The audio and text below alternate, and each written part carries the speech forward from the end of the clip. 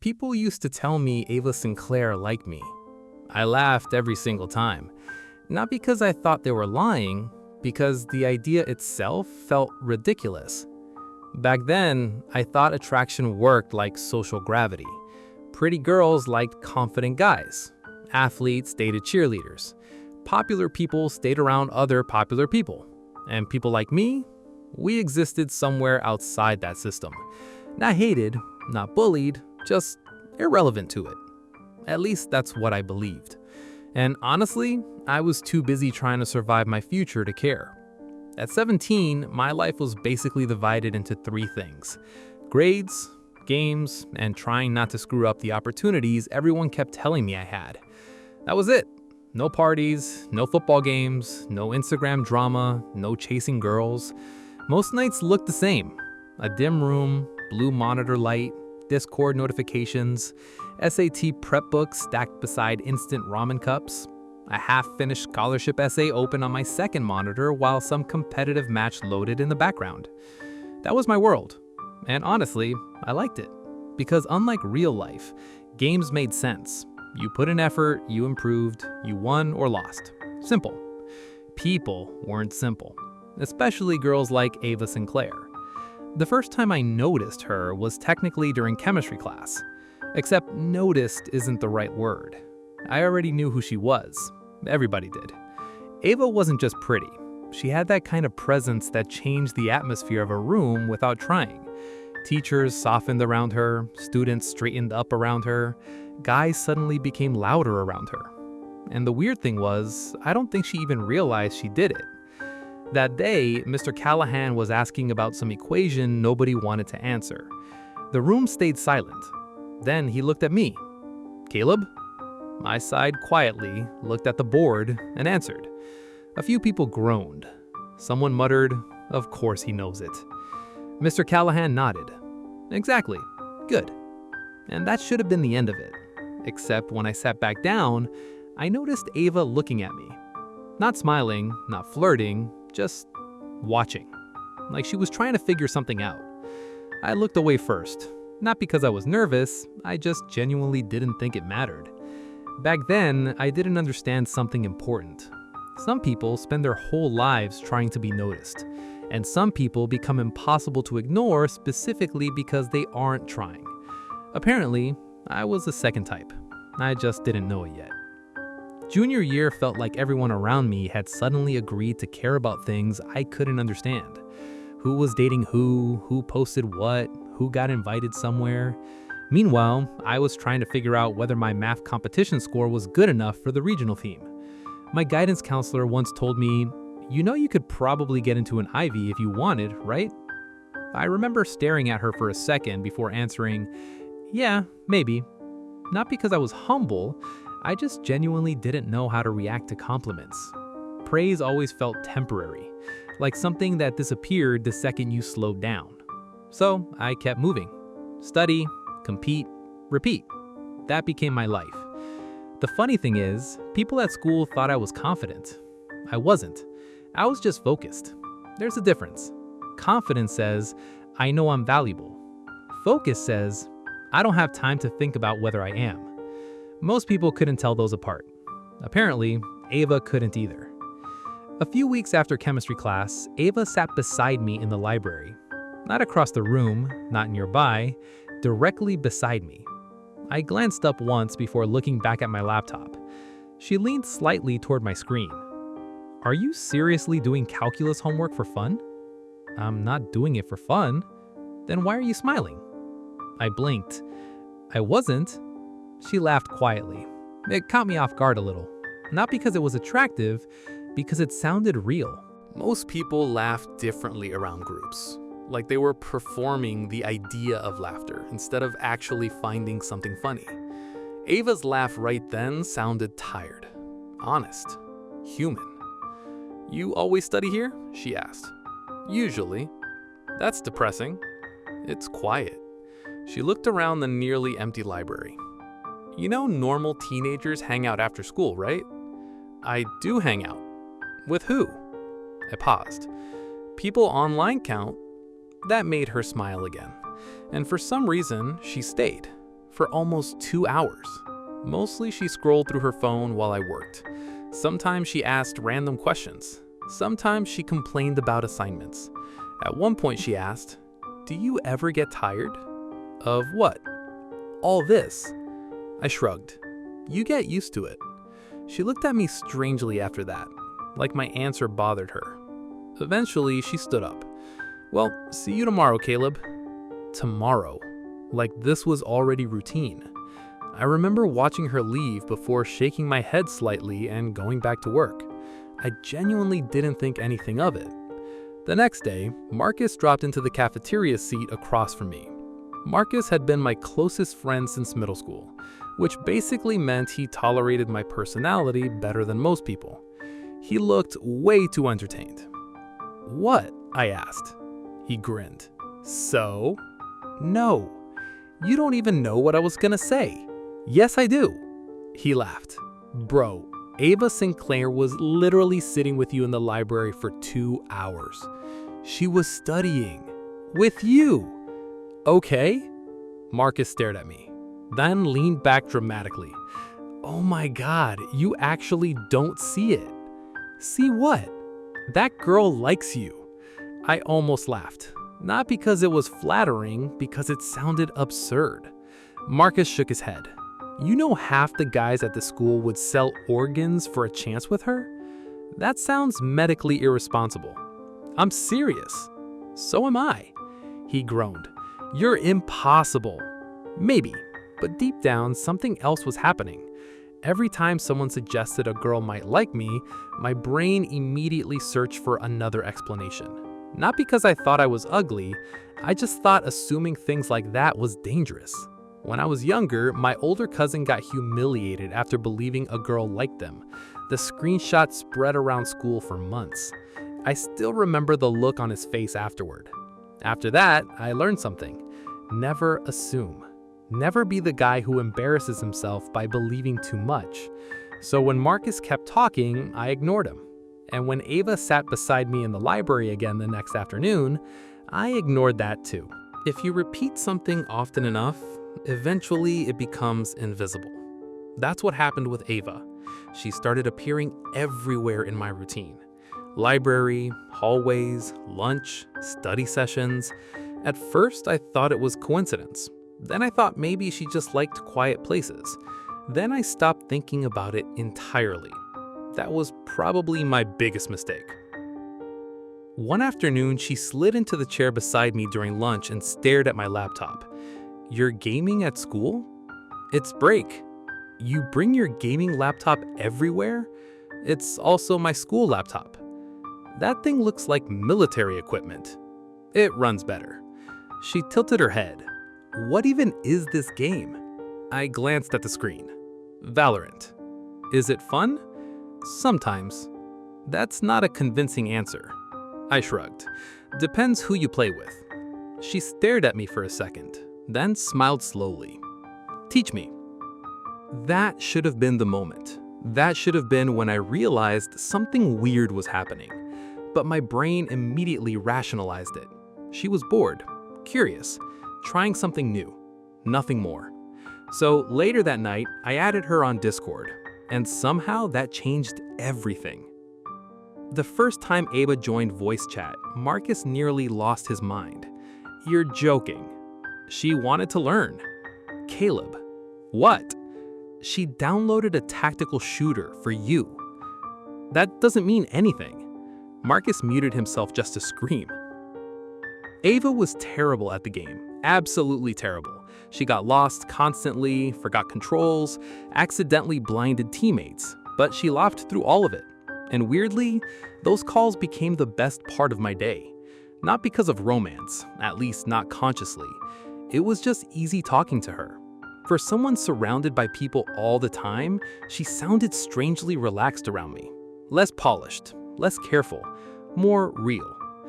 One night, after a long match, she suddenly asked, "Can I ask you something?" "Sure." "Why do you always sound like you're 40 years old?" I frowned. "I don't." "You kind of do." "How?" "You talk like someone paying taxes." I laughed quietly beside myself. That's not even a real description. It is now. Then there was silence. Comfortable silence. The kind that sneaks up on you before you realize you're actually enjoying someone's presence. Ava spoke again eventually. You know what's weird? What? You never try to impress me. I stared at my monitor. Was I supposed to? She laughed again, but this time there was something softer underneath it. No, she said quietly. You really weren't. There are people who enter your life loudly. And then there are people who become important so gradually you don't realize it until your daily routine starts revolving around them. That was Ava. At some point, talking to her stopped feeling unusual and started feeling expected, which honestly should have terrified me more than it did. Every afternoon around 7, my Discord notification would appear. Ava Sinclair is online. Every night, somehow, we ended up in the same voice call. At first, we played games. Then we started talking during loading screens. Then eventually, we talked more than we actually played. It happened slowly, dangerously slowly, like water filling a room. One Friday night, we were halfway through a match when Ava suddenly sighed into her microphone. Not dramatically, not for attention, just tired. You okay? I asked. Yeah. Pause. Long day.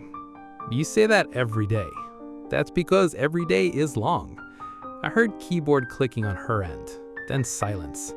Normally, Ava always sounded energetic around other people. Fast, bright, effortlessly social. But during late night calls with me, that version of her disappeared. I didn't understand how important that was. Not yet. You ever get tired of people? She asked suddenly. I blinked. What kind of question is that? A serious one. I leaned back slightly in my chair. Sometimes. That's not convincing. I mean, people are exhausting. Exactly. Her voice lowered. It feels like everyone wants something from me all the time. That caught my attention. I minimized the game for a second. What do you mean? She was quiet longer this time.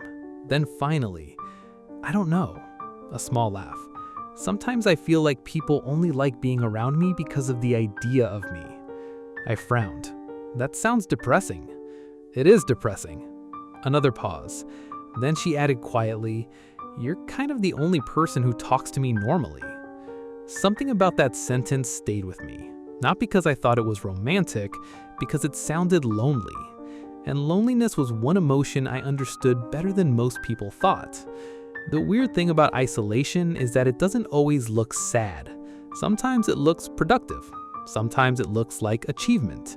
Sometimes it looks like a kid sitting alone at 2 in the morning writing scholarship essays while pretending he doesn't feel disconnected from everyone else his age. Ava and I were different kinds of lonely. I just didn't realize that yet.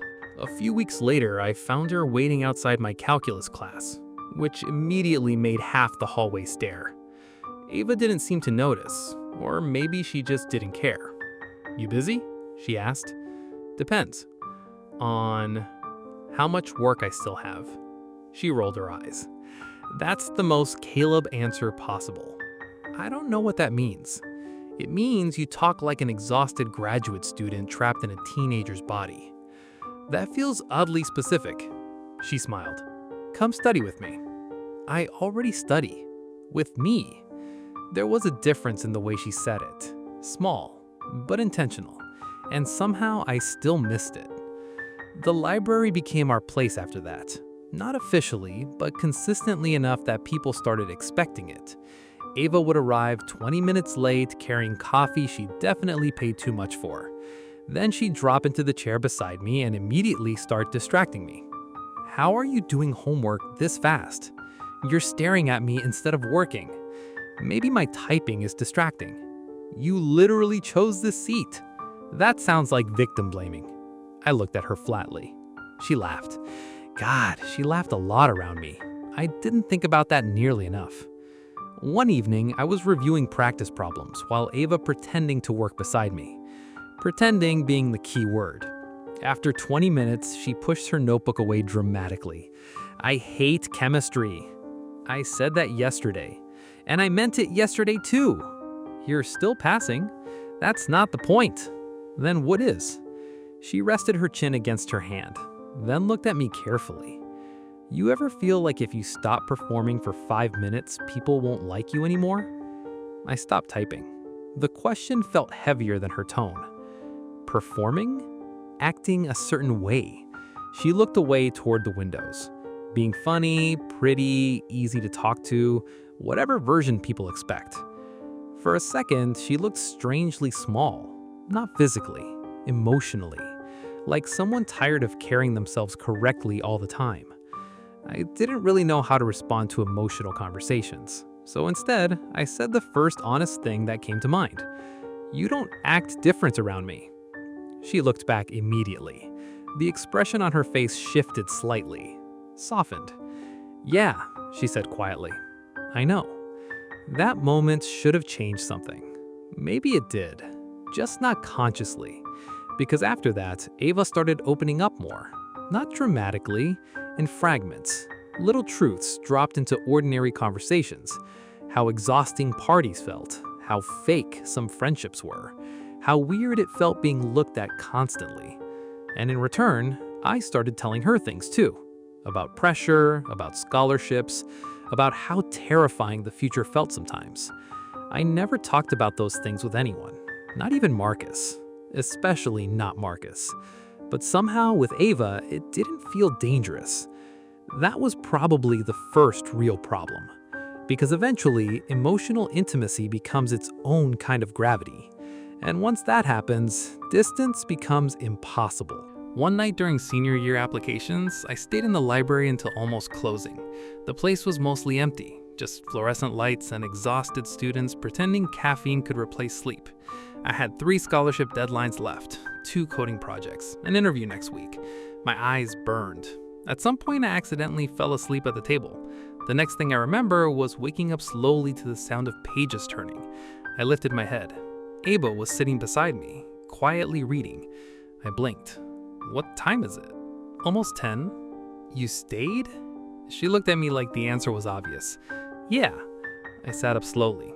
My laptop screen was still open. Financial aid forms, rejected internship email, scholarship essays covered in edits. For the first time all year, I suddenly felt embarrassed. Not by failure, by exposure. Ava looked at the screen for a second before looking back at me. And something in her expression changed. Not pity, understanding. You really never stop, do you? She asked quietly. I rubbed my eyes. Can't afford to. The words came out before I could stop them. Silence settled between us. Outside the windows, rain hit the parking lot softly. Ava studied me carefully, then said, You know you have to breathe sometimes, right? I laughed weakly. That sounds fake.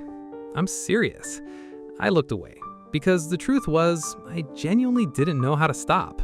When you spend enough years believing your future depends entirely on your performance, rest starts feeling irresponsible. Ava kept staring at me, then quietly asked, Who makes you feel like you have to earn everything? That question hit harder than it should have. I didn't answer, because I didn't have one answer. It was everything. Money, expectations, fear, myself. Eventually, I packed my bag. Ava stood too. Then, as we walked out into the rain-covered parking lot, she suddenly smiled slightly. You know what your problem is? I have several.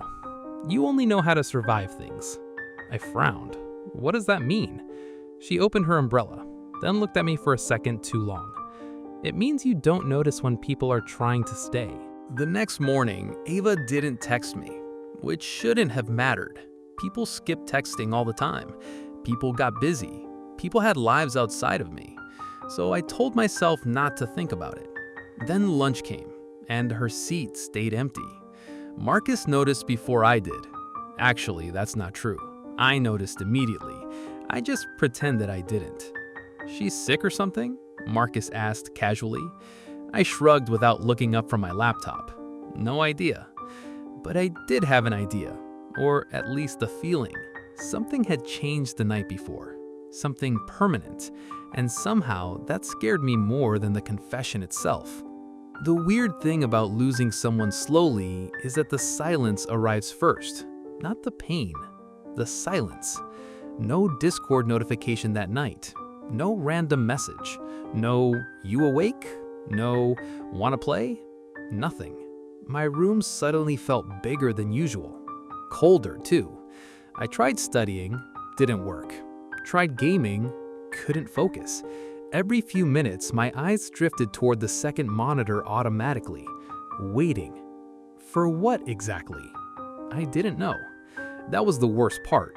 I still hadn't fully admitted to myself what Ava actually meant to me. Not consciously, but routines expose emotions before logic does, and Ava had become part of mine. 3 days passed before we spoke again. Technically, I was leaving calculus when I saw her near the parking lot talking with friends. Normally, she would have looked over immediately, smiled, walked toward me. This time she barely glanced in my direction and kept talking. Something sharp twisted in my chest unexpectedly. Not jealousy, not anger, absence. That was the first time I understood something dangerous. I had gotten used to being chosen by her, and now I suddenly wasn't. That realization followed me home. I sat at my desk for almost an hour, staring at an unfinished scholarship essay without typing a single sentence. Eventually, Marcus called me. "You alive?" "Unfortunately." "You sound terrible." "I'm tired." "No," he said immediately. "You sound emotionally stupid." I frowned. "That's not a real condition." "It is when you're involved." I leaned back in my chair. Marcus stayed quiet for a second before asking, "So what happened with Ava?" My stomach tightened. "Nothing." "Caleb." "What?" "You two went to that scholarship thing together, and now she looks like somebody unplugged the sun." I stared at my monitor silently. Marcus sighed heavily. "Oh my God." "What?" "You rejected her, didn't you?" "I didn't reject her." "What did you do?" I hesitated, and that hesitation answered the question for him. Marcus made a noise somewhere between disbelief and physical pain. "Bro, I didn't know what she meant." "Yes, you did." "No, I didn't. She literally drove across the city for you. She said she cared about me. She was basically in love with you." I looked away instinctively, because hearing someone say it out loud made it feel terrifyingly real. Marcus kept going. "She looks at you like you invented oxygen." "That's dramatic." "That's accurate." I rubbed my face tiredly. "You don't get it." "No," Marcus said. "I think you don't get it." Silence. Then quieter. "What are you actually afraid of?" That question hit harder than I expected, because I didn't have a clean answer. Humiliation, disappointment, believing something good only to find out it wasn't real. The problem was, Ava had been real, probably the entire time. And somehow that possibility scared me more than rejection ever could. After the call ended, I opened Discord automatically. Ava's profile was offline. I stared at it for several seconds, then closed the app. The next week became unbearable in subtle ways, not dramatic ways. That's the thing people don't tell you about emotional loss. Most of it looks ordinary from the outside. You still wake up, still go to class, still answer questions, still finish assignments. Life keeps moving normally while something inside you stops feeling connected to it. I still got accepted into programs, still won competitions, still had teachers telling me I was going to do great things. But for the first time in years, achievement stopped feeling satisfying because every success suddenly came attached to the same thought. I wanted to tell Ava, and I couldn't. One evening, I stayed late at the library again. Same corner table, same dim lights, same rain outside the windows, but the seat beside me stayed empty. I kept looking at it anyway, like my brain hadn't caught up yet. Around 9:30, I finally closed my laptop and leaned back in my chair, exhausted. That's when I noticed something folded between the pages of my notebook, a sticky note. My stomach tightened instantly. The handwriting was Ava's. "You should sleep more. A." That was it. One sentence, probably written days ago, but somehow it hit harder than the confession itself, because suddenly every small thing became obvious all at once. The coffee she always brought me, the late night calls, The way she waited after class, the way she listened when I talked about the future like it mattered to her too. Oh my God, she really loved me. The realization arrived slowly, then all at once. And the worst part? By then, she had already stopped trying. After that night, everything became unbearable in the most ordinary ways possible. That was the strange part. Nothing dramatic happened. The world didn't collapse. Nobody died. No massive fight exploded in the hallway. Ava simply stopped reaching for me. And somehow that changed the temperature of my entire life. I started noticing how much space she used to occupy inside my routines. Not physically, emotionally. There were tiny moments everywhere. A funny post I wanted to send her before remembering we weren't talking. A game update I instinctively opened Discord to tell her about. A dumb joke Marcus made that I knew she would have laughed at. Absence started appearing in places I never realized were connected to her. And once you notice absence, you can't unnotice it. A week later, I saw her sitting outside the football field after school, alone, which almost never happened. Ava was usually surrounded by people, but now she sat quietly on the bleachers, wearing an oversized hoodie with her knees pulled slightly toward her chest.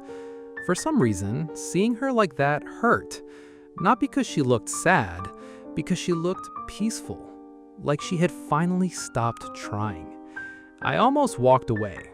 Honestly, part of me wanted to, because talking to her meant facing what I had done. But another part of me, the part growing louder every day, couldn't handle distance anymore. So I walked over slowly. Ava noticed me immediately. Of course she did. For a second, neither of us spoke. Then I sat beside her. Not too close, not far either. The sky above the field was turning orange from sunset. Everything felt strangely quiet. "You skipped library again," I said eventually. The second the words left my mouth, I realized how stupid they sounded. Ava looked forward calmly. Didn't know attendance was mandatory. It's not. Silence. God, I suddenly understood why emotional conversations terrified me. There were too many ways to fail them. Ava saved me accidentally. "You have another interview tomorrow, right?" she asked. I looked at her. "Yeah, you'll do well." The worst part was how genuine she sounded. Even now, even after I hurt her. "You still care," I said quietly before I could stop myself. Ava looked down at her hands, then laughed softly. Not bitter, just tired. That's kind of the problem. The sentence landed directly in my chest. I swallowed hard. "Ava," she looked at me finally, and suddenly I understood something I hadn't before. She looked exhausted. Not physically, emotionally exhausted. Like she had spent months trying to open a locked door with bare hands. "I didn't think you were joking," I admitted quietly. That wasn't completely true. But it also wasn't completely false. Ava studied my face carefully. "Then why did you say that?" I opened my mouth, closed it, tried again. Because how do you explain fear that sounds irrational even to yourself? I exhaled slowly. I didn't understand why someone like you would feel that way about me. There it was. The real truth. Ava's expression changed instantly. Not because she was flattered, because she finally understood me. And somehow that made everything sadder. "Caleb," she said softly, "you really have no idea what people see when they look at you, do you?" I looked away automatically, which answered the question. Ava shook her head slightly. "That's actually insane. I'm serious. So am I." She leaned back against the bench behind us. "You walk around acting like you're invisible." "I am invisible." That made her stare at me in disbelief. "No," she said quietly. "You're just emotionally unavailable by accident." I blinked. That doesn't even make sense. It makes perfect sense. The wind moved softly through the empty field. Ava looked out toward the track before speaking again. "You know what your problem is? I'm starting to think everyone has an answer for that. A tiny smile appeared on her face, but only briefly. You spent so much time preparing for your future that you forgot to live your actual life. The sentence hit harder than anything else she'd ever said to me, because deep down, I knew it was true. For years, my entire identity had been built around survival. Grades, scholarships, performance, opportunity. Everything was about becoming someone later. I never stopped long enough to ask myself what I wanted now. And somehow, without realizing it, Ava had become part of the answer. I looked at her carefully. Really looked at her. Not the version everyone else saw. Not Ava Sinclair. Just her. The girl who stayed in libraries she hated because I was there. The girl who learned games she didn't even enjoy because it made me happy. The girl who saw me exhausted and treated me like a person instead of a machine built for achievement. The girl who chose me over and over again while I kept pretending not to notice. My chest tightened painfully. "Oh," I said quietly. Ava frowned slightly. "What?" I looked down at my hands, then laughed once under my breath. Not because anything was funny, because I finally understood. Too late. "Oh," I repeated. And this time, she understood what I meant. The silence after that felt different. Not distant. Fragile. Like both of us suddenly stood too close to something real to ignore anymore. Then Ava asked softly, "So what happens now?" And honestly, that terrified me more than the confession ever did. I wish I could say I answered her immediately, that I suddenly became emotionally intelligent, confident, certain. I didn't. When Ava asked, "So what happens now?" my first instinct was still fear, because wanting someone is dangerous once they become capable of hurting you, and Ava already had.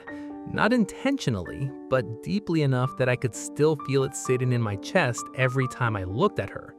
The difference now was that I finally understood why, because for the first time in my life, someone mattered more than my defenses. I looked out across the empty football field, trying to organize thoughts that suddenly felt too large for language. "I don't know," I admitted honestly. Ava nodded slowly, like she expected that answer. Then she looked down at her hands. "That's kinda scary, you know." "What is?" "Caring about someone who never seems fully there." The sentence hurt because I knew exactly what she meant. For years, I had lived like my real life would begin later. After college, after success, after stability, after I became someone worth being. Meanwhile, Ava had been trying to love the version of me that already existed, and I kept treating that like it couldn't possibly be enough. "I'm trying," I said quietly. Ava looked at me carefully. "I know." That almost made it worse, because she sounded sincere, like she still believed in me despite everything. We sat there until the sky turned dark blue above the field lights, and slowly, for the first time in months, conversations stopped feeling dangerous again. Not easy, not fixed, just honest.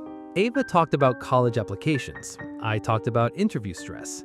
She complained about people expecting her to have everything figured out. I admitted I constantly felt like one mistake could ruin my future. At some point, she laughed softly. "You know what's funny?" "What?" "You're probably the only person at school more stressed than me.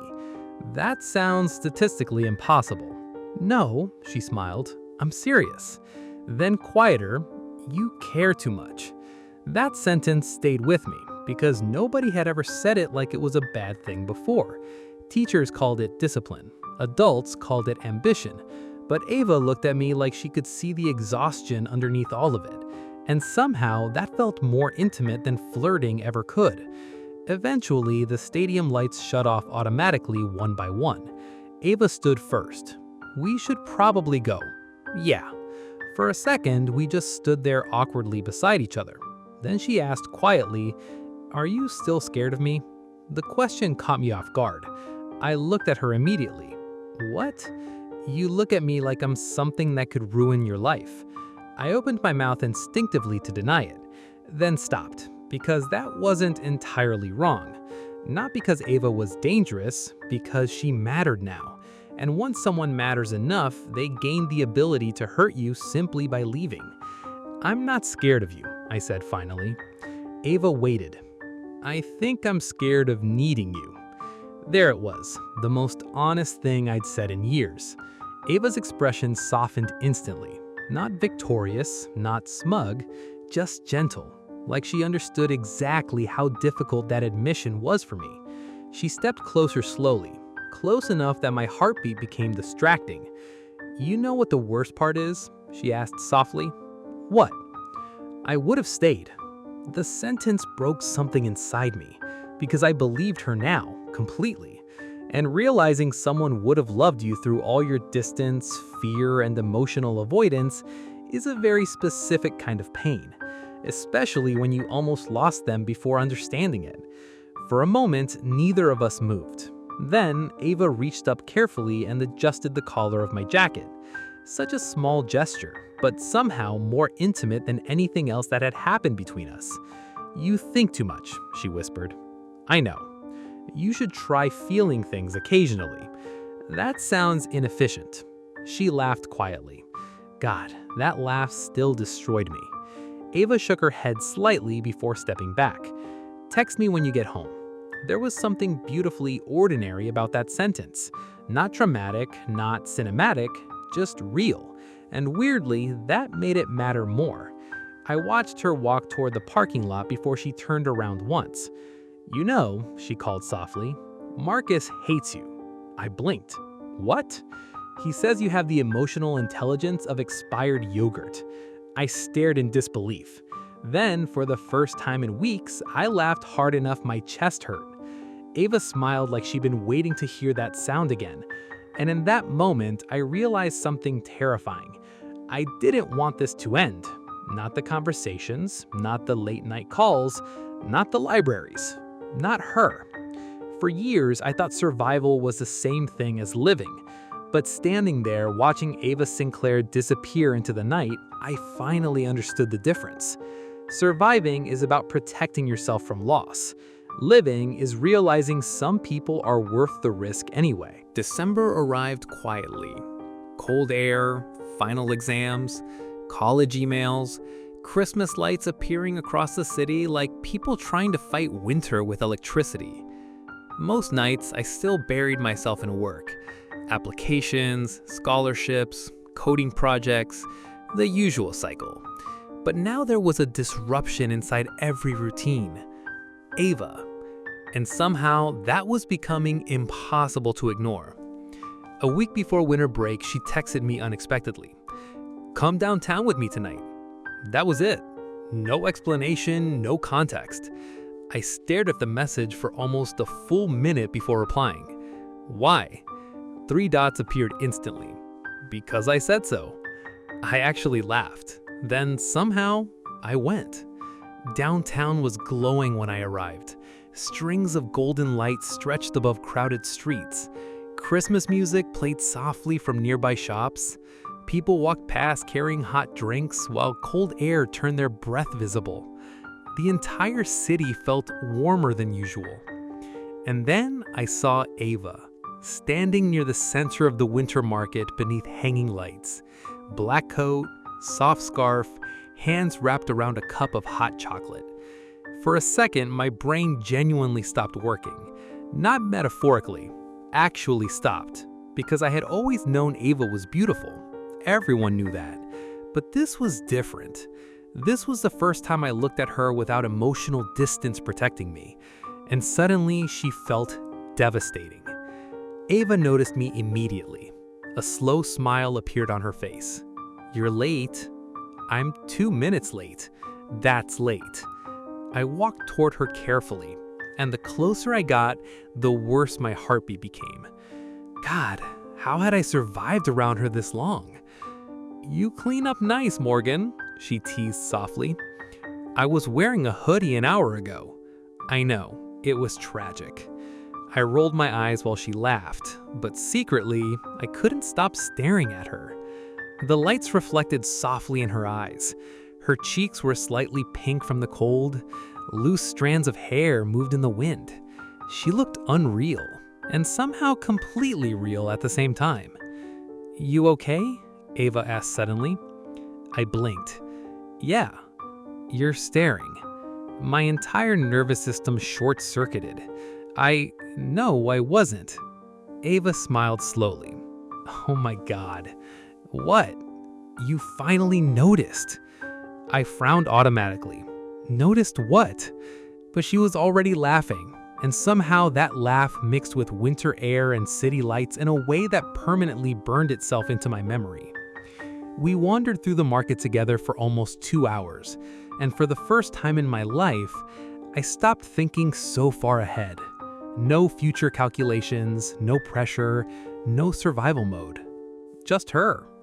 Ava dragged me toward random booths, forced me to try terrible desserts, made fun of my inability to choose anything quickly. At one point, she grabbed my sleeve suddenly. "Look!" "What?" Snow started falling lightly above the street, small flakes drifting through golden light. The crowd around us slowed instinctively. Ava looked upwards, smiling softly, and something inside my chest completely gave up trying to defend itself. Because right then, she looked so alive. Not popular, not perfect, not Ava Sinclair. Just a girl happy to share a moment with me. And somehow that felt more intimate than any confession ever could. "You're doing it again," she whispered. "What?" "That look." I swallowed hard. "What look?" She stepped slightly closer, close enough that cold air stopped mattering. "Like you finally understand why I chose you." No defense came this time. No rationalization, no fear, no escape. Because for the first time, I think part of me finally believed I deserved to be loved too. The snow kept falling softly around us. Not enough to cover the streets, just enough to make everything feel quieter, warmer somehow. Ava was still standing close to me beneath the golden lights, her eyes searching my face like she was trying to measure how much of me had finally stopped hiding. Then she smiled slightly. Not the smile she used at school, not the polished one, not the socially perfect one. This one felt softer, more dangerous, because it was real. "You know what I like most about you?" she asked quietly. I looked at her cautiously. "That sounds like a trap." She laughed softly. God, even that sound was unfair. Ava stepped around me slowly, walking backward through the glowing street while still facing me. People passed around us in blurred motion. Music drifted through the cold air, city lights reflected in her eyes. And somehow she looked like the kind of memory people accidentally spend years trying to recreate. "You never chase attention," she said. "That's because attention is exhausting." Exactly. She pointed at me dramatically, like I'd proven her argument. "Most guys see me and immediately start performing." "Performing?" "You know," she smirked. "Trying too hard, acting cooler, flirting badly, pretending to be mysterious. That sounds painful." "It is painful." I laughed quietly. Ava smiled again. "But you never did that." The way she said it made my chest tighten. "You looked at me like I was normal." "You are normal." "That," she whispered while stepping closer again, "is exactly why I kept coming back to you." For a second, neither of us moved. The city around us faded into background noise. Ava tilted her head slightly while studying my face. "You still don't realize how attractive you are, do you?" My brain immediately tried escaping the conversation. That feels scientifically unverifiable. Ava laughed harder this time. Then before I could react, she reached up and fixed my scarf slightly.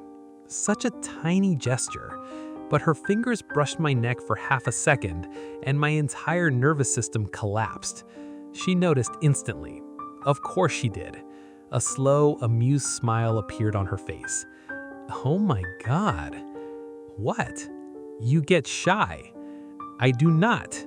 "Caleb, I'm literally standing normally." "You look like your operating system crashed." I looked away automatically while she laughed again. And somehow, instead of feeling embarrassed, I felt wanted.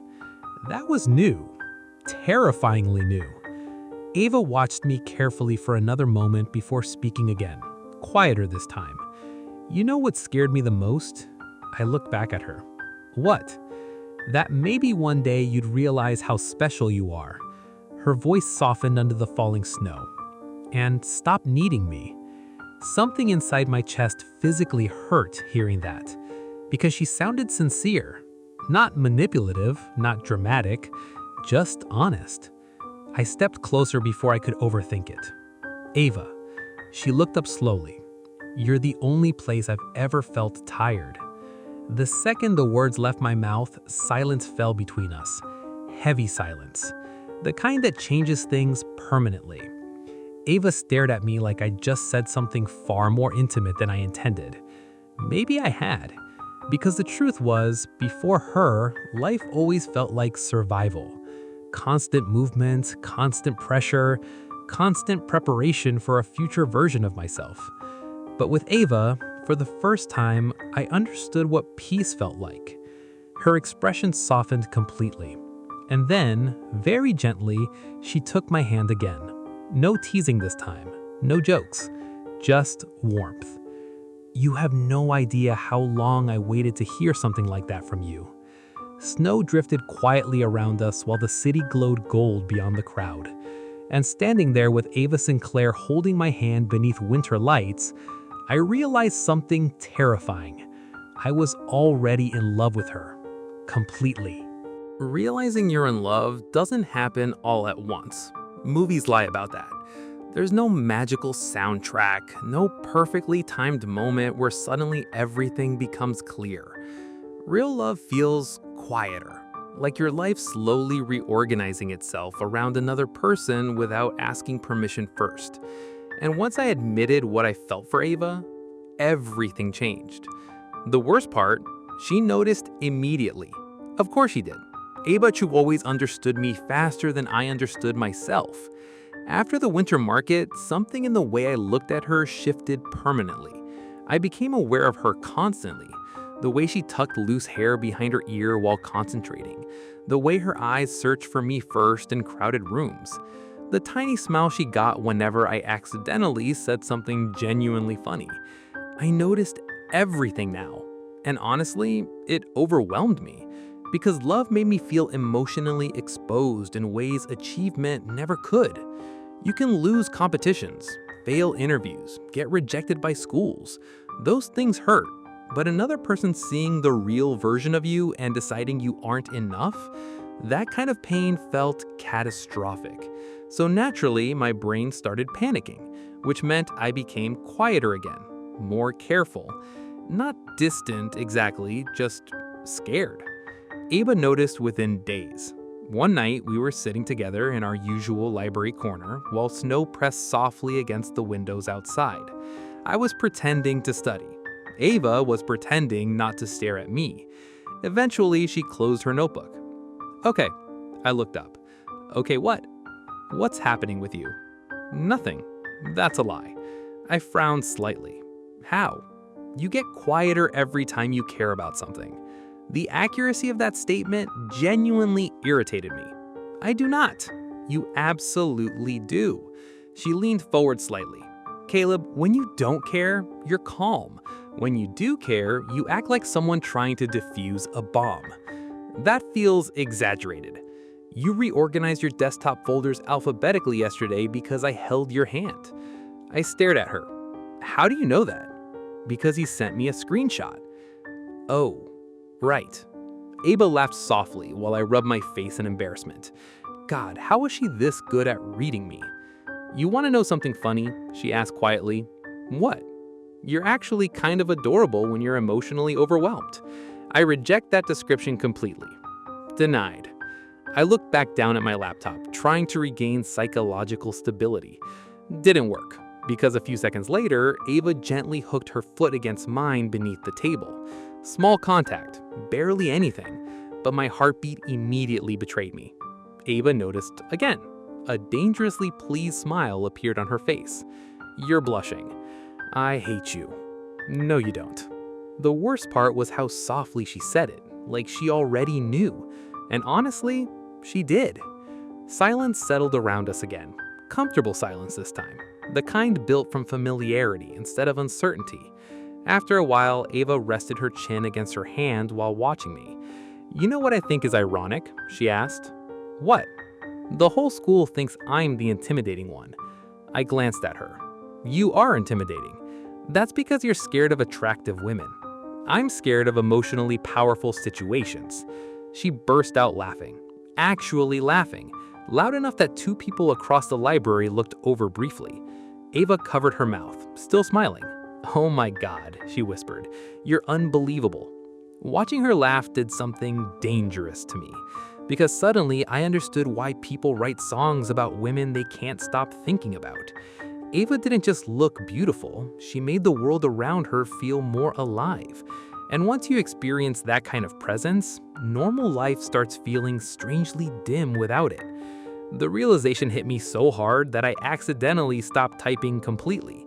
Ava tilted her head slightly. "There you go again." "What?" "That look." I swallowed carefully. "What look?" She studied me for a second longer before smiling softly. "Like you're finally letting yourself feel things." God, that sentence almost destroyed me. Because she was right. For years, I had treated emotions like distractions, needs like weaknesses, attachment like danger. But Ava kept reaching for me anyway. Patiently, consistently, gently, until eventually there was nowhere left for me to hide. The library lights dimmed slightly, signaling closing time soon. Neither of us moved. Outside, snow continued falling through the dark city. Ava looked toward the windows quietly before speaking again. "You know what scares me now?" I looked at her. "What?" "That this is temporary." The sentence landed heavily between us, because suddenly the future returned. College, distance, different cities, different lives. For months, I had been so focused on finally understanding my feelings, I never stopped to think about timing. And timing was cruel.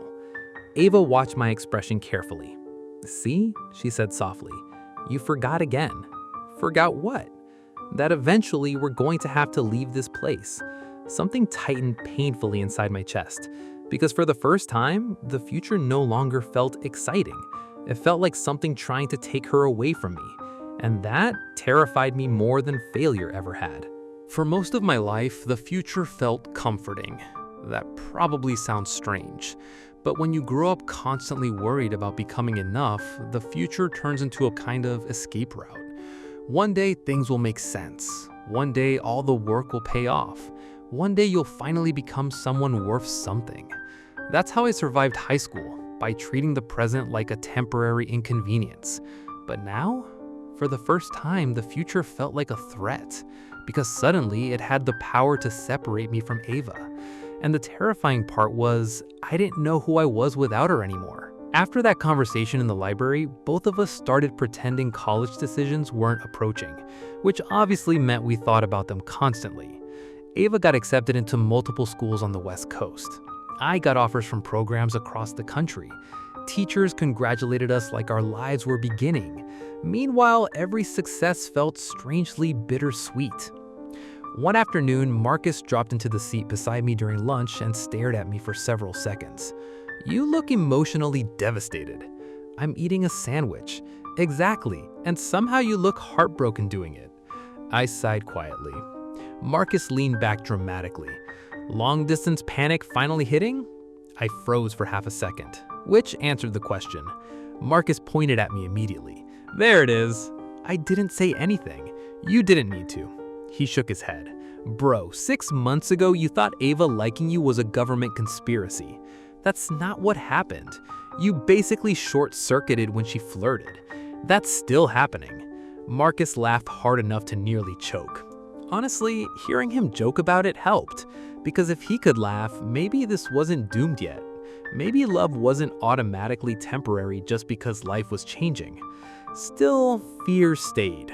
Quiet, persistent. The kind that sits in the background of happy moments, waiting to ruin them. A few nights later, Ava dragged me onto the roof of a downtown parking garage after dinner.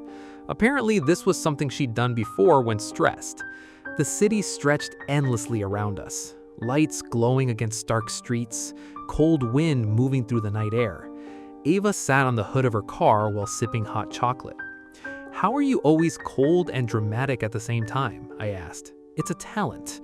You're wearing the world's thinnest coat. It's called fashion. It's called hypothermia." She laughed softly. God, I was addicted to that sound now. I leaned beside the car next to her while the city hummed below us. For a while, neither of us spoke. Then Ava suddenly asked, "Do you ever wish we met later?" I looked at her carefully. "What do you mean?" "Like, after all the stressful life stuff." She stared out across the skyline. "After college decisions, after pressure, after everything."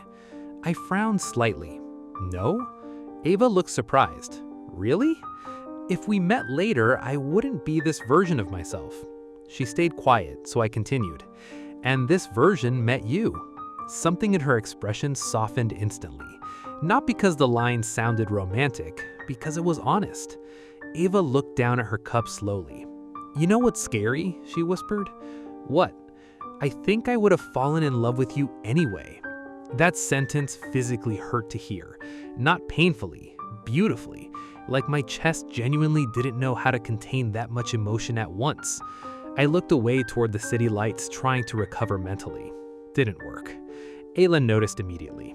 Again, "You always look so overwhelmed when I'm sincere," she teased softly. "I'm trying my best. You look like you're fighting for your life every time I'm sincere. That's because you say things with emotional sniper accuracy." She burst into laughter. And before I could prepare myself, she slid off the hood of the car and stepped directly in front of me. Close, very close. Cold wind moved through loose strands of her hair while city lights reflected behind her. "You know what I think?" she asked. "What?" "I think nobody's ever loved you gently before." The sentence destroyed every defense mechanism I had left. Because the horrifying part was, she was right. Achievement isn't gentle. Pressure isn't gentle. Expectations aren't gentle. My whole life was built on proving things. Meanwhile, Ava loved me softly, patiently, like I didn't need to earn every ounce of care given to me. I swallowed hard. "Ava," but she reached up and touched my face lightly before I could finish. Just her fingertips against my cheek, warm despite the cold. And suddenly, I couldn't think at all. "You always look so surprised when I care about you," she whispered. I stared at her silently, because there were moments where language becomes too small for what you feel. This was one of them. Ava's eyes searched mine carefully. Then softer, "You know I'm serious about you, right? Not playful now, not teasing, real, completely real." And for the first time, I didn't hesitate. "I know." The second I said it, something changed in her expression. Relief, like she'd been waiting months to hear certainty from me. Ava smiled slowly, beautifully, then quietly said, "Good." And before my brain could panic, she kissed me. Soft, warm, careful at first, like she was giving me time to pull away if I wanted. I didn't. God, I didn't.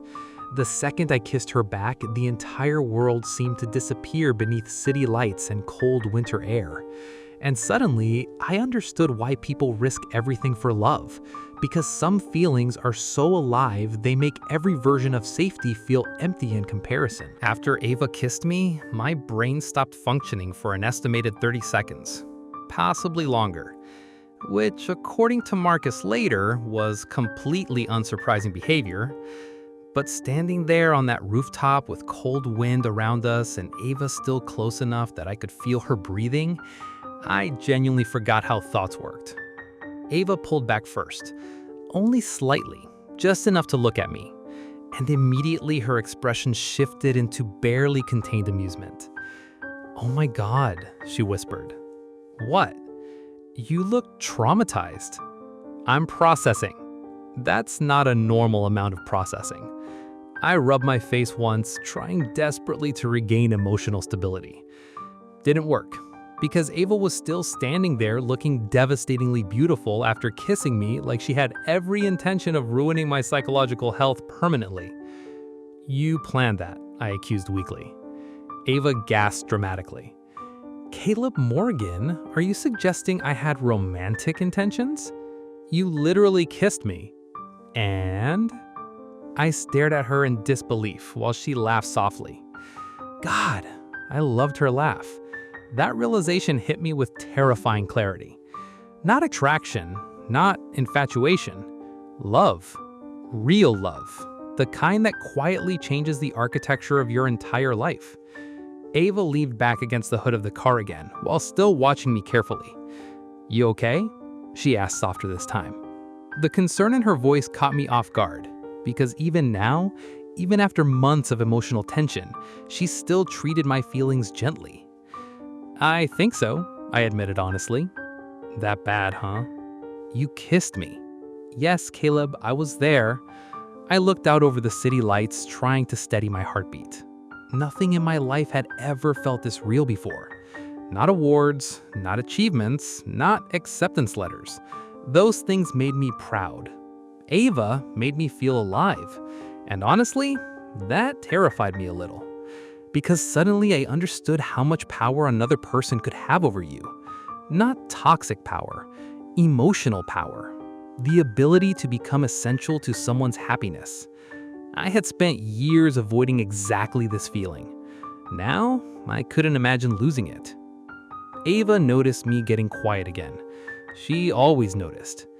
What's happening in your head right now? She asked. I hesitated, then decided honesty was probably healthier than emotional avoidance for once. I think I'm realizing how dangerous this is.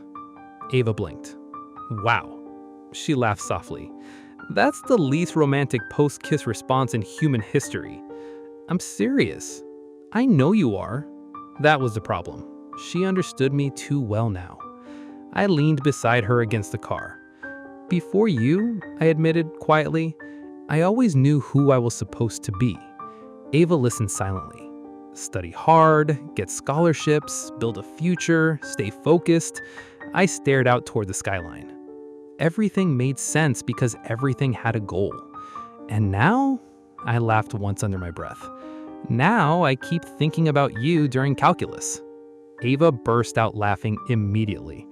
Actually laughing hard enough she nearly spilled her drink. That's your emotional revelation? You don't understand how serious this is. Oh, I understand completely. She looked far too pleased with herself. You're in deep, Morgan. The worst part, she was right. And honestly, part of me still couldn't believe this was real. Ava Sinclair, the girl half the school revolved around, was looking at me like I mattered more than the rest of the world combined. Not because of grades, not because of achievement, just me. That realization still felt almost impossible to hold. You know what I used to think about you? Ava asked suddenly. I frowned slightly. That I was emotionally unavailable? Well, yes, she smiled, but also that you looked lonely. The sentence hit harder than expected, because loneliness had become so normal to me that I stopped recognizing it. Ava's voice softened again. You always acted okay by yourself. I was okay. No, she said gently. You were surviving by yourself. Silence settled between us again. The dangerous kind. The kind where someone says something so accurate you suddenly feel emotionally transparent. Ava looked down at her cup before continuing. I think that's why I kept getting pulled towards you. I looked at her carefully. Why? Because every time you smiled, her expression softened. It felt earned. God, nobody had ever looked at me like Ava did. Like my existence itself carried emotional weight. Like my happiness mattered. And suddenly I understood why losing her felt unimaginable now. Because she had become the first person who ever made life feel bigger than achievement. Ava stepped closer again slowly. Can I tell you something selfish? What?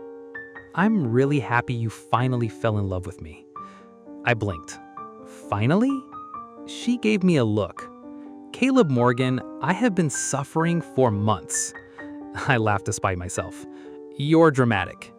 You emotionally blue-screened in public. We were alone. Spiritually public.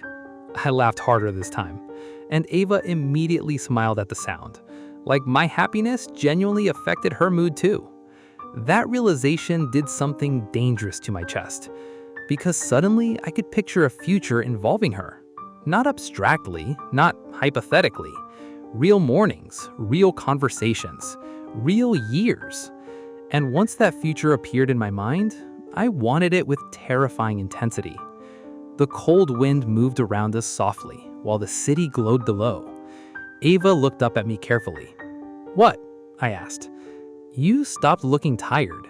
The sentence almost broke me, because I think she was right. For the first time in years, I had stopped carrying my entire life alone. After that rooftop night, life split into two versions. Before Ava kissed me and after. Everything felt different afterward. Not dramatically, quietly, like color returning to a picture I didn't realize had been faded. I started sleeping more, which shocked literally everyone who knew me. Marcus stared at me during lunch one afternoon like I'd been replaced by a government clone. "You look rested." That sounds accusatory. "You used to look like a Victorian child with tuberculosis." That feels historically aggressive. Marcus narrowed his eyes. "She's fixing you." I wasn't broken. "No," he admitted, "but you definitely looked emotionally malnourished." Unfortunately, that was accurate enough to annoy me. The strange thing was, Ava never actually tried to change me. She never told me to work less, never mocked my ambition, never acted like my goals were stupid. She just quietly made life feel bigger than pressure, and somehow that changed everything naturally. Now when I stayed up too late working, I'd get messages like, "Sleep, your brain needs maintenance," or "Have you eaten anything besides caffeine today?" Or sometimes simply, "Miss you." 3 words, and suddenly the entire day felt lighter. It was terrifying how much emotional power she had over me now. One evening after winter break, Ava dragged me into a bookstore cafe downtown.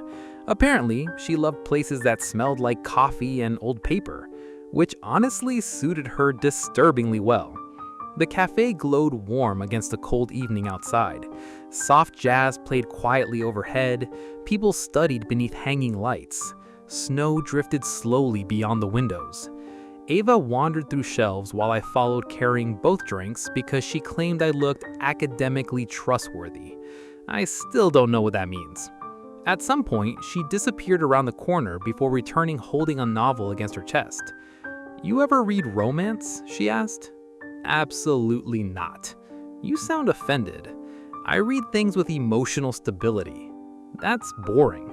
She stepped closer and held the book up. "You'd actually like this one." "I doubt that." Ava studied me for a second before smiling slowly. "You know what your problem is?" I've heard this conversation before. "You think vulnerability makes people weak." I opened my mouth instinctively, then stopped, because 6 months ago, she would have been right. Now, I wasn't sure anymore. Ava noticed the hesitation immediately.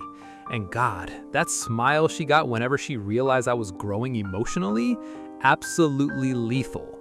"You're changing," she whispered softly. The way she said it scared me slightly. "Is that bad?" "No." Her expression softened. "I think you're finally letting yourself be loved." The sentence hit so deeply I had to look away for a second, because part of me still wasn't used to hearing things like that. Love, chosen, wanted. Those words still felt unreal sometimes. Ava gently touched my wrist. "Hey." I looked back at her. "You know I mean it, right?" Again, that terrifying sincerity. I swallowed carefully. "I know." And this time, I actually did. Ava smiled softly before guiding me toward a quieter corner near the back windows. Snow pressed gently against the glass outside, while city lights blurred gold across the street. She curled beside me on the couch like she belonged there naturally, like she belonged beside me naturally. Honestly, that thought still overwhelmed me. Ava rested her head lightly against my shoulder while flipping through the book absent-mindedly. "You know what's weird?" she asked quietly. "What?" "I used to think loving you would feel intense all the time." I frowned slightly. "What does it feel like?" She smiled without looking up. Peaceful. That one word almost hurt because my entire life had been built around stress, pressure, competition, performance. Meanwhile, Ava looked at me like love wasn't supposed to feel exhausting, like maybe care could exist without fear attached to it. I leaned my head back slowly against the couch. You make life quieter, I admitted before thinking. Ava looked up immediately. What? I tried explaining despite feeling emotionally underqualified. My brain used to feel loud all the time. She listened carefully. Like if I stopped moving for even 1 second, everything would fall apart. The cafe around us faded into soft background noise. But when I'm with you, I look down at her. It finally shuts up. Silence. Heavy silence. Ava stared at me like I just handed her something fragile. Then very slowly, she reached up and touched my face gently. That, she whispered, might be the most romantic thing anyone's ever said to me. I wasn't trying to be romantic. I know, she smiled softly. That's why it works. God, how does she always do that? How does she take all the broken, awkward parts of me and somehow make them feel lovable? Ava moved slightly closer beneath the warm cafe lights, close enough that I could smell vanilla and winter air in her scarf.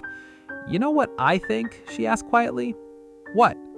I think you spent so long trying to become someone worthy of love, her fingers brushed lightly against mine, that you never realized you already were. The sentence completely destroyed me, because deep down, that had been the fear all along. Not rejection, worthlessness. The idea that maybe achievement was the only thing making me valuable. But Ava kept loving me in moments where I accomplished nothing.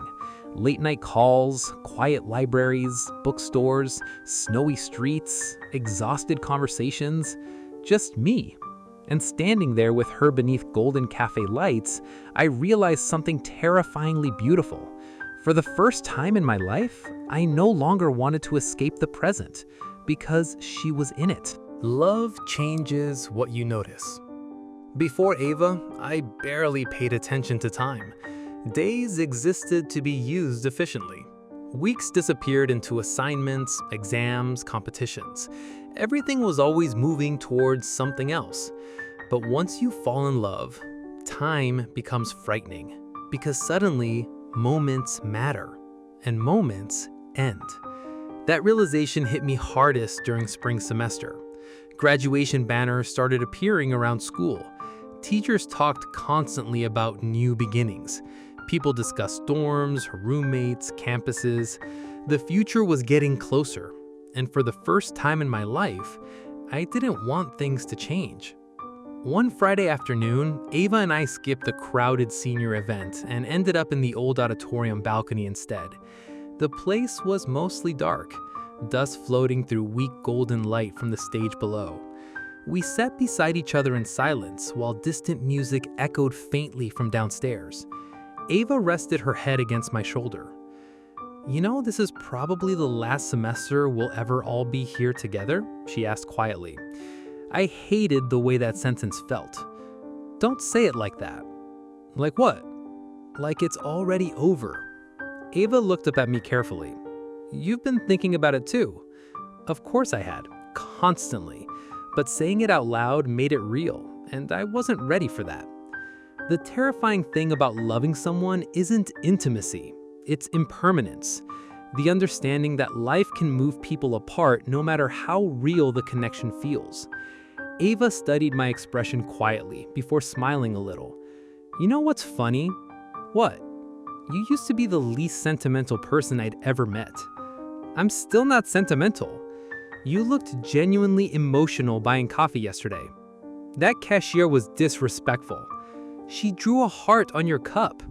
She was mocking me. Ava burst into laughter loud enough it echoed through the empty balcony. God, I loved making her laugh. Not because it made me feel impressive, because it made the world feel lighter. Ava calmed down slowly before looking at me again. Then softer, you've changed a lot. The sentence lingered between us. I looked down at my hands quietly. I think you changed me. Ava immediately shook her head. No. What? You were always like this. I frowned slightly. Like what? Her expression softened completely. Capable of being loved. That hurt. Not painfully, just deeply enough that I suddenly couldn't look at her for a second. Because even now, after everything between us, part of me still struggled to fully believe it. Ava noticed instantly. Of course she did. She reached over gently, intertwining her fingers with mine. "You still do that," she whispered. "What?" "You disappear whenever someone cares about you too much." The accuracy of that statement physically exhausted me. I'm trying not to. I know. And somehow hearing that almost made things worse, because she always understood the parts of me I didn't know how to explain. Silence settled around us again. Warm silence this time. The kind that exists between two people who know each other deeply enough to stop performing. Ava traced slow circles against my hand absent-mindedly, then quietly asked, "What were you like before all this?" I blinked. "What do you mean?" "Before pressure, before survival mode, before you started acting like rest was illegal." I stared towards the empty stage below us. Honestly, I didn't know. Or maybe I did, and that scared me more. I exhaled slowly. I spent so long trying to become useful that I forgot how to just be a person. Ava looked at me with an expression so heartbreakingly gentle it almost destroyed me.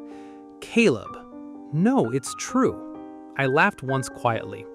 When I was younger, I thought if I worked hard enough, eventually I'd finally feel secure. And do you? The question sat heavily in the silence. Then I looked at her. "For the first time?" I admitted softly. "Yeah." Ava's eyes changed immediately. God, I would never survive the way she looked at me, like I was something precious instead of something unfinished. "You know what scares me?" I asked quietly. "What?" "That one day, this is going to feel like a memory." The sentence came out before I could stop it. Ava stared at me for several seconds, then moved closer until our shoulders pressed together completely. "Hey," she whispered softly. I looked at her. "We're here right now." Simple sentence, but somehow it hit harder than every dramatic confession before it. Because Ava always pulled me back into the present, back into real life. Not future fears, not old survival instincts. Just now. Just us. She smiled a little while studying my face. "You think too far ahead. That's literally my entire personality." "No." Your fingers squeezed mine gently. "That's your defense mechanism." Unfortunately, she was right again. Ava leaned upward slightly until her forehead rested lightly against mine, and suddenly the entire world felt very quiet. "You know, want something honest?" "What?" "I think you're finally happy." The terrifying part, I think she was right. And happiness felt dangerous, because now I had something real to lose. Spring arrived slowly after that. Snow disappeared. Graduation rehearsal started. People began talking about the future like it was already waiting outside the door. And no matter how hard I tried, I couldn't stop counting time. Every moment with Ava suddenly felt fragile. Not because anything was wrong between us. That was the problem. Things were good. Too good. Which meant some part of me kept waiting for reality to interrupt it. One night after a study session, Ava convinced me to walk with her through downtown instead of going straight home. The city air was warm now. Street lights reflected against rain-dark pavement from an earlier storm. Music drifted faintly from restaurants still open late. Ava walked beside me, swinging our joined hands slightly, like she wasn't carrying the emotional stability of my entire existence inside her pocket. "You're thinking too loudly again," she said. I frowned. "That's not physically possible." "It is for you." She looked up at me knowingly. "You get this look." "What look?" "Like your brain is trying to prepare for sadness in advance." The horrifying part was, she wasn't wrong. I exhaled quietly. "Sorry." "Don't apologize." Ava squeezed my hand gently. "Just tell me." Silence stretched between us for a few seconds while we crossed an empty street glowing gold beneath traffic lights. Then, finally, I'm scared this ends after graduation. There, the truth. Ava slowed slightly beside me. Caleb, I know that sounds dramatic. It doesn't. I looked away toward the city buildings. Everything important in my life has always been temporary. That sentence surprised even me, because I hadn't realized how true it was until I said it. Achievements expire, competitions end, people move on. I had trained myself not to depend too heavily on anything because eventually everything changes. But Ava? I depended on her now, emotionally, completely, and that terrified me. Ava stopped walking suddenly. I turned toward her.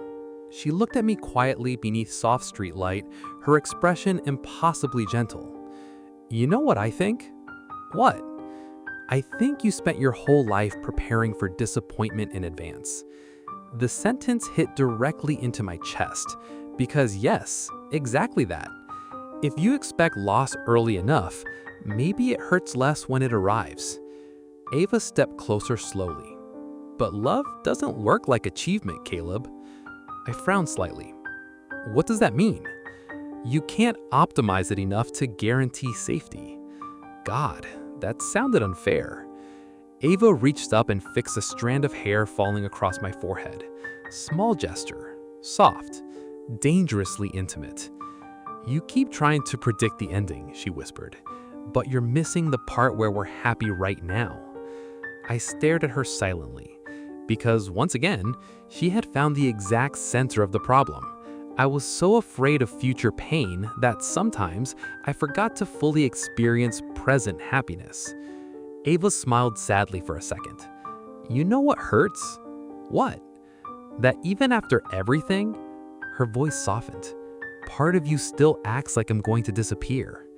The sentence physically hurt to hear, because I never wanted her feeling unloved by me, not after all the patience she gave me. Ava, I said quietly, that's not your fault. I know. Then what is it?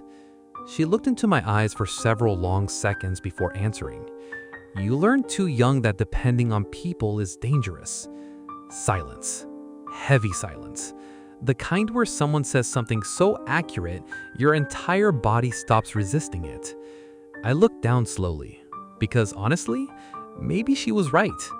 Maybe every scholarship, every achievement, every obsessive future plan was partly built around never needing anyone too much. And now, here I was, completely in love, completely vulnerable. Ava stepped even closer until our foreheads nearly touched again. You know what I want to something honest? What? I'm scared too. I blinked. You are? Of course I am. She laughed softly without humor. You think loving you isn't terrifying sometimes? That caught me off guard. Ava looked down briefly before continuing. You mattered to me enough that losing you would actually hurt. God, hearing that from her nearly broke me, because I still wasn't used to being necessary to someone emotionally. Ava looked back up slowly. But I still chose this. The city around us felt impossibly quiet. No cars nearby, no crowds, just warm night air and her standing close enough that my heartbeat felt visible. I chose you, she whispered. Not dramatic, not cinematic, certain. And suddenly, I understood something important. Love wasn't the absence of fear. It was deciding someone mattered more than the fear anyway. I reached for her face gently before I could overthink it. Ava immediately melted into the touch slightly. God, the trust inside that tiny movement almost destroyed me. I don't know how to stop being scared, I admitted softly. Ava smiled sadly. I don't think you have to. What? I think you just have to stop letting fear make decisions for you. The sentence settled deep inside me, because for years, fear had decided almost everything. How distant I stayed, how careful I acted, how little I expected from people. But Ava kept loving me through all of it, anyway, patiently, like she always believed there was more to me beneath the defenses. A light breeze moved between us softly. Then Ava smiled a little. You know what's ironic? What? You spent your whole life trying to build the perfect future. I frowned slightly. And? She intertwined her fingers with mine again. You finally found happiness the second you stopped living there. And honestly, that might have been the truest thing anyone had ever said to me. After that night downtown, I stopped trying to outrun happiness. Not completely. I still overthought things, still worried too much, still had moments where fear crept back into my chest unexpectedly. But now, whenever that happened, Ava pulled me back. Sometimes intentionally, sometimes just by existing. Graduation arrived faster than either of us were ready for. The school hallways started feeling strange near the end, too nostalgic, too temporary. Everyone suddenly acted emotional about places they used to complain about daily. Even Marcus became weirdly sentimental. "I'm gonna miss bullying you," he announced one afternoon. "That's the nicest thing you've ever said to me." I contain multitudes. Ava laughed beside me while leaning against my shoulder. And God, that feeling still hadn't become normal. Her beside me, comfortable, certain, like she belonged there. The terrifying thing was, I belonged beside her now too. One evening, a few days before graduation, Ava dragged me back to the library after hours. Apparently, she had something important to show me, which immediately made me suspicious. "You sound nervous," she observed while walking between dark shelves. "I don't trust mysterious women." That's fair. The library was almost empty except for dim security lights glowing softly overhead. Everything felt quieter at night, more intimate somehow. Ava led me toward the corner where we used to study constantly months earlier. The same table, the same window, the same place where she slowly changed my life without me realizing it. "You remember this night?" she asked softly. I looked around slowly. "The snowstorm?" She smiled. "You were so emotionally overwhelmed, you organized your folders alphabetically. That remains classified information." Ava laughed softly before sitting on top of the table facing me. "You know what's funny?" "What?" "I used to leave these study sessions feeling completely insane." I frowned slightly. "Why?" "Because I'd spend hours flirting with you and you'd react like a confused medieval scholar." "That feels unfairly specific." "I literally touched your hand once and you looked emotionally endangered." Unfortunately, that was accurate. Ava shook her head, smiling. "I genuinely thought I might be hallucinating your obliviousness." "I was not oblivious." She stared at me. "Caleb." "I was selectively defensive." That is the most Caleb Morgan sentence ever spoken. I laughed quietly, while she smiled at me beneath the dim library lights. And suddenly, something hit me unexpectedly hard. This place, these moments, us. Soon, this wouldn't be our normal life anymore. Ava noticed the shift in my expression instantly. Again, always. "You're doing it," she whispered softly. "What?" "Leaving the present." I exhaled slowly. I don't want this to end. The honesty in my voice surprised both of us. Ava's expression softened immediately. Then, very gently, she reached for my hand. "Hey." I looked at her. It mattered. Simple words, but they landed deeply. Because suddenly, I understood something terrifying. Even if life changed, even if distance became hard, even if the future turned messy, none of that could erase what this had already become. Ava smiled sadly. "You know, most people never get something like this, right?" "What do you mean?" "This." Her finger squeezed mine lightly. "Being seen this deeply by another person." God, that sentence nearly broke me. Because she was right. Before Ava, nobody had ever looked past the version of me built for survival. The achiever, the quiet smart guy, the future-focused student. But Ava kept reaching for the exhausted person underneath all of that, and somehow, she loved him too. I stepped closer until I stood between her knees beside the table. Ava looked up at me quietly. "You know what scares me now?" I admitted softly. "What?" "That one day this stops feeling real." Ava's eyes softened instantly. Then she touched my face gently like she always did whenever my thoughts became too heavy. Caleb, yeah? You don't have to prepare yourself for heartbreak every second. I swallowed hard. I don't know how not to. I know. Her thumb brushed lightly across my cheek. But maybe love isn't something you survive. I frowned slightly. What is it then? Ava smiled sadly. Maybe it's something you experience fully while you can. Silence settled around us. Heavy, warm, terrifyingly beautiful. Then Ava leaned forward slowly until her forehead rested against mine again.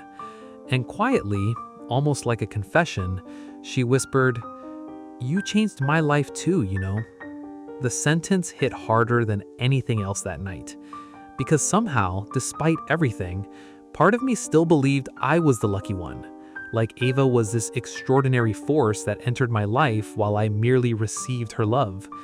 But hearing that I mattered to her just as deeply, it shattered something old inside me.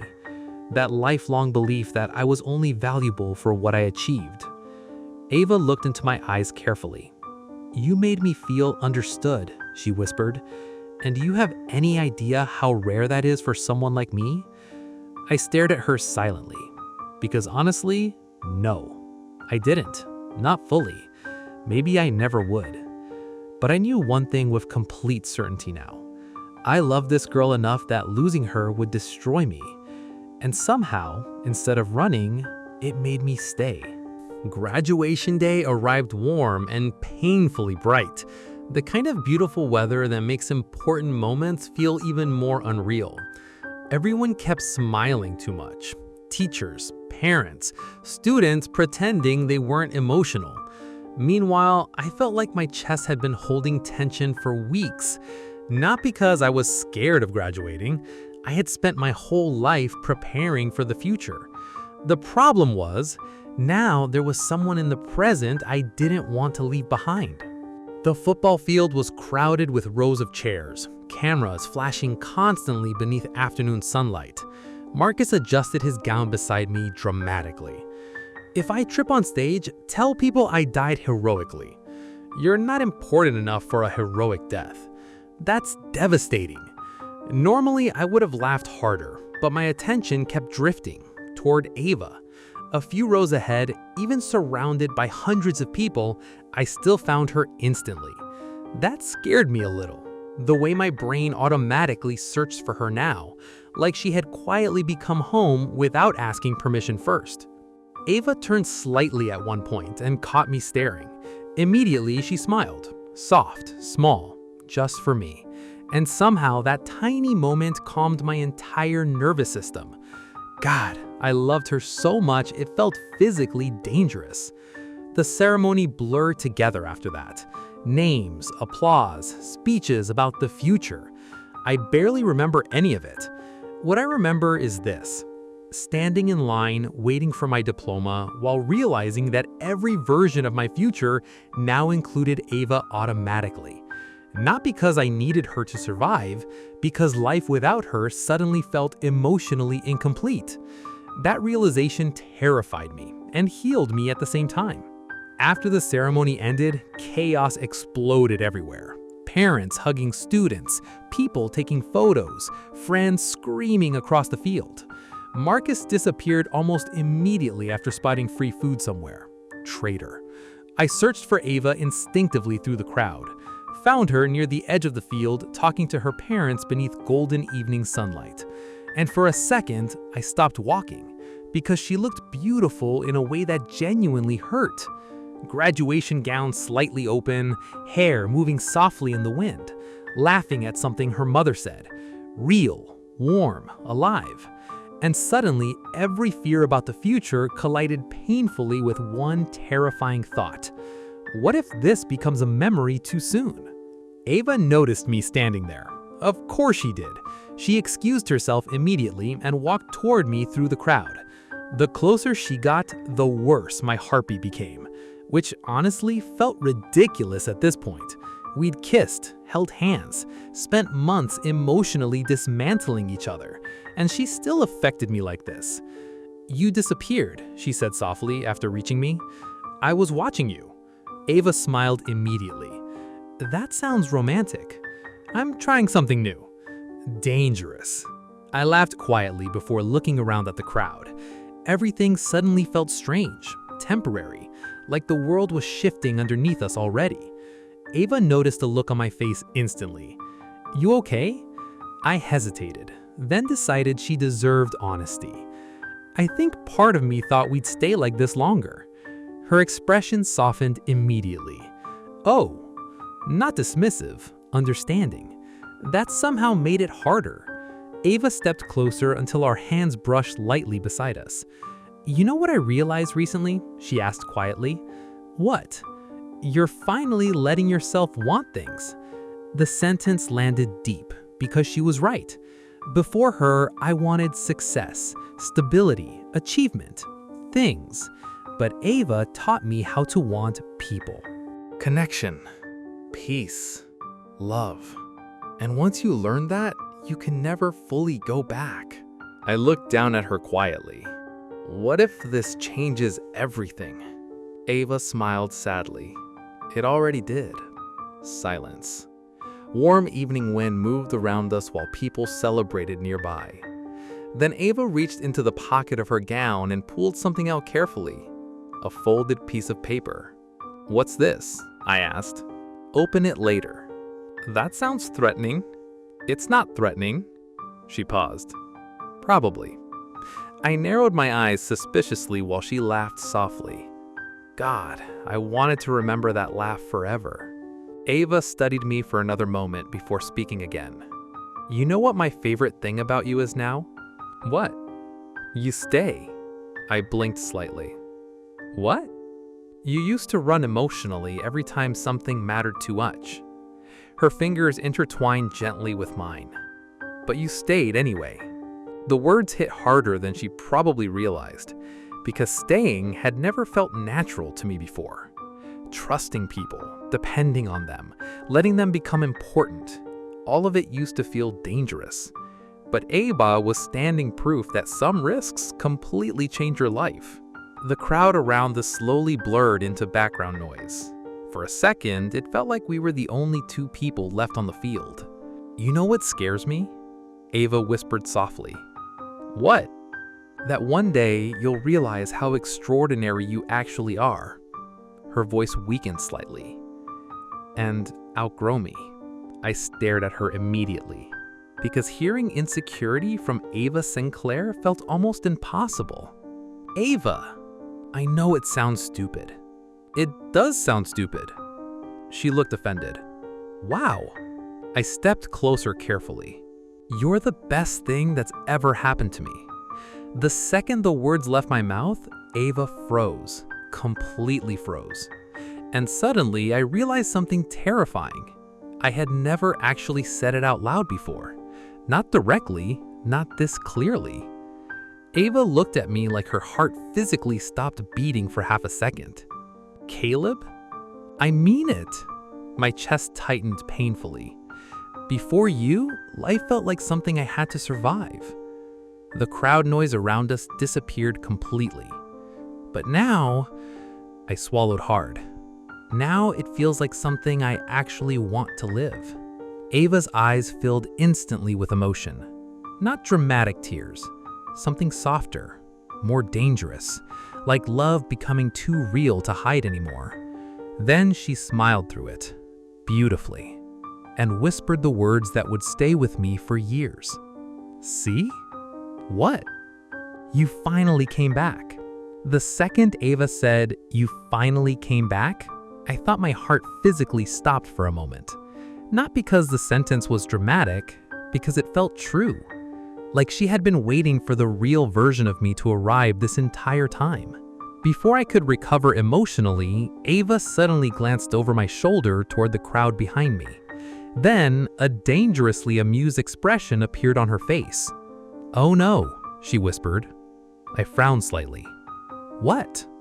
"My parents are coming over." Instant panic. "What?" Ava laughed immediately. "Why do you look terrified?" "Because I've never met your parents." "You've spoken in front of entire auditoriums." "That's different. Audiences can't judge me personally." "They absolutely can." I rubbed my face once while Ava looked far too entertained by my psychological collapse. Then her expression softened slightly. "Relax," she whispered. "They already like you." I blinked. "How?" Ava gave me a look. "Caleb, I have talked about you constantly for months." My brain short-circuited instantly. "You what?" "Oh my God," she laughed. "Your face." Before I could process that information, a well-dressed couple approached us through the crowd. Ava immediately straightened slightly, and something about the way her expression changed, softer, warmer, more daughter than school queen, made my chest tighten unexpectedly.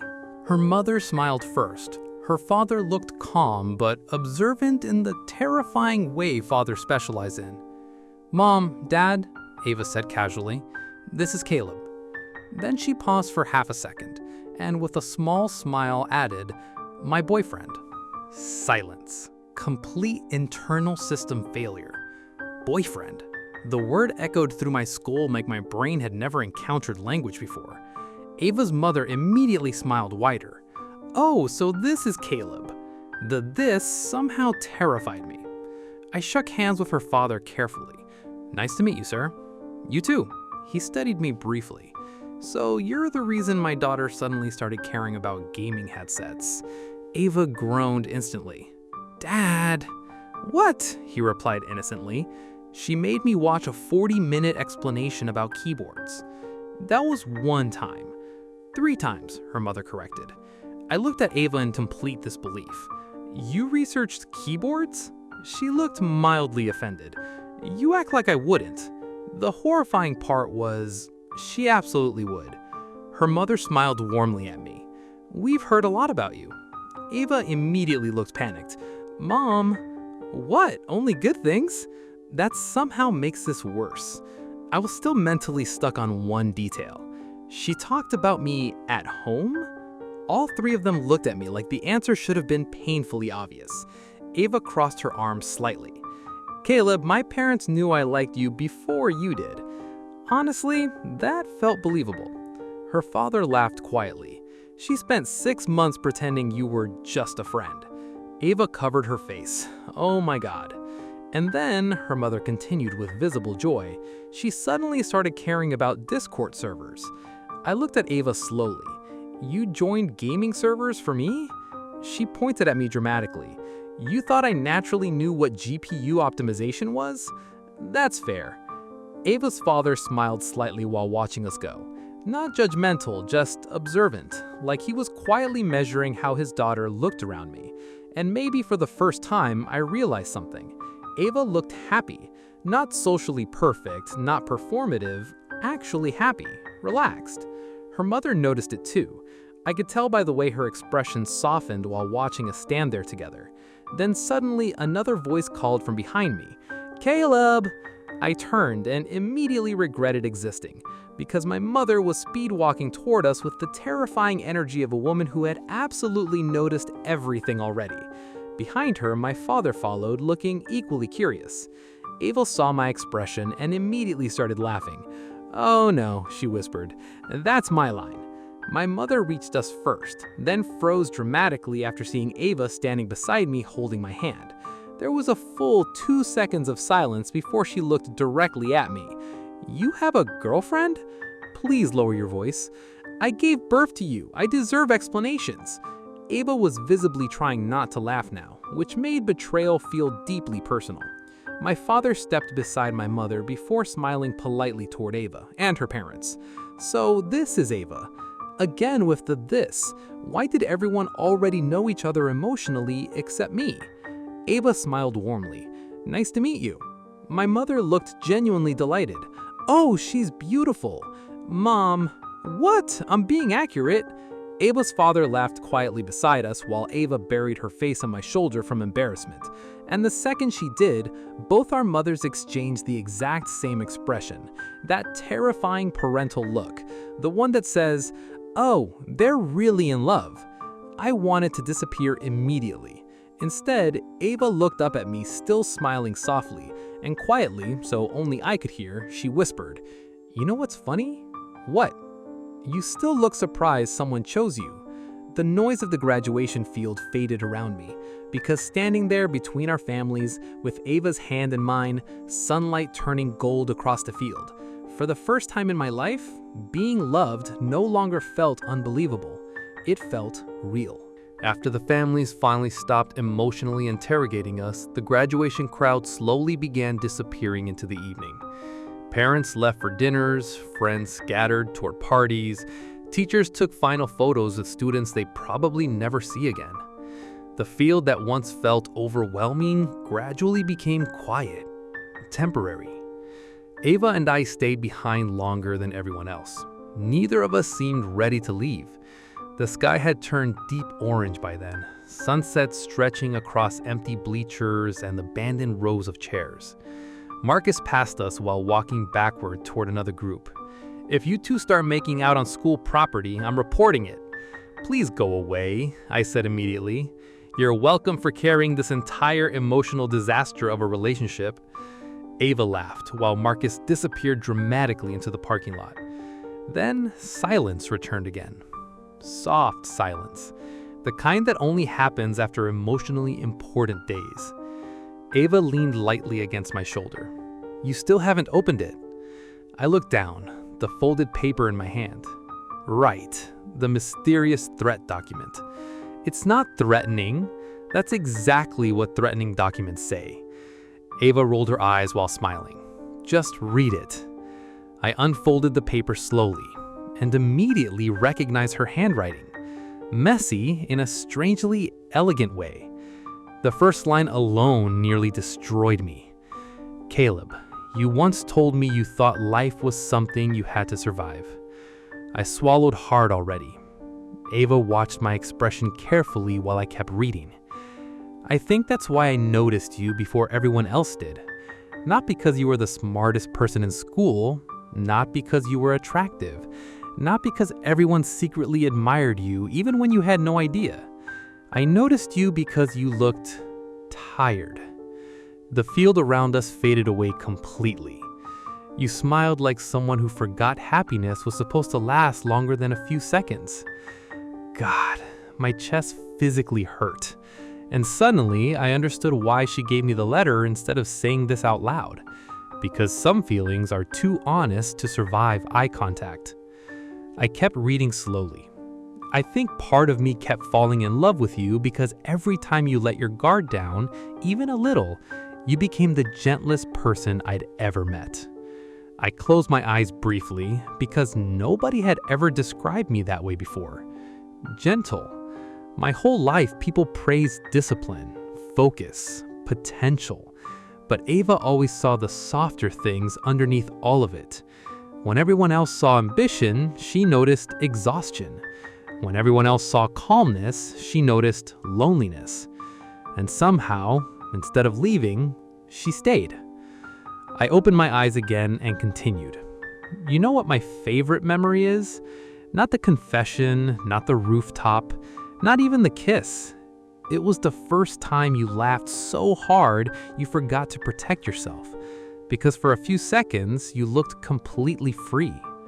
My vision blurred slightly after reading that, which was deeply inconvenient emotionally. Ava pretended not to notice, probably because she knew I would combust from embarrassment. Then I reached the final lines. "I don't think you understand this yet, Caleb, but being loved isn't something you have to earn by suffering first.